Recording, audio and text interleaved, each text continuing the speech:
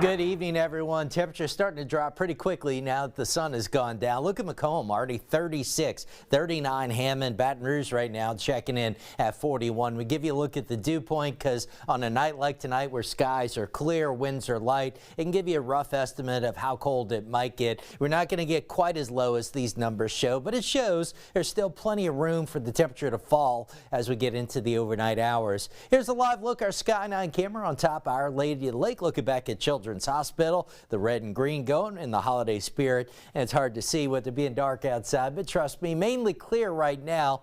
We think after midnight we'll start to get some clouds moving in, but note I've got Baton Rouge down to freezing by or before midnight tonight. So what that means is around the interstates we're looking at maybe 6 to 9 hours of temperatures at or below freezing. As you get north of the interstates, it may be 7 to 11 hours of temperatures below freezing. So the duration's going to be noteworthy, but the actual temperatures for most of us a light freeze. We're not expecting it to be quite as cold. I've got 29 for the low in Baton Rouge, 55 at noon, and even with a good deal of cloud cover tomorrow, a little bit warmer, highs around 60, although the fact that we don't have a whole lot of sunshine might offset some of that change in temperature. Here's where we bottomed out this morning. Baton Rouge was originally reported as 26, actually got down to 25, so that's the coldest we've been since February. Hammond 26, Macomb 24, upper 20s as you get south of the interstates. And I'm really interested if anybody had issues with pipes, frozen pipes or burst pipes. I'd love to hear about it because so far I haven't heard of anything. There's some folks that tell you once it gets into the upper 20s you got to worry about pipes. My experience is generally it's be a little colder, a little longer than that. So I'm just trying to get a better idea. All right, let's give you a look at what we've got going forward. One more freeze overnight into tomorrow morning, then much warmer Wednesday and Thursday. Another cold front comes through Thursday. Behind it, just a little bit of a cool down.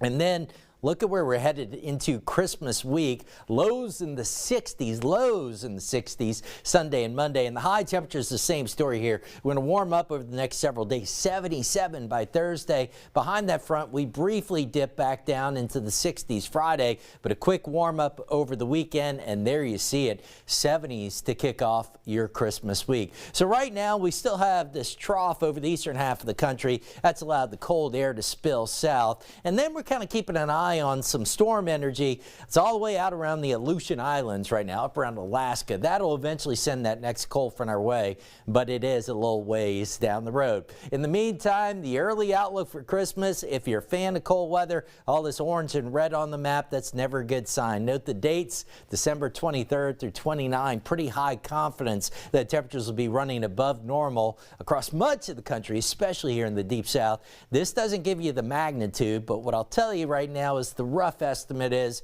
temperatures may be running about 10 degrees above normal next week. So we'd be looking at maybe lows in the 50s, highs in the 70s around Christmas if that holds. Tomorrow's still going to be cool. Cold in the morning, cool afternoon. We do have some showers Wednesday and Thursday. Wednesday a 30% chance, 50% Thursday. And then as we get into the weekend, notice we're warming back up. Winter officially begins Sunday with a high of 78, and it looks like the 70s hang around into next week. Stay with us. Be right back with more of 9 News at 6.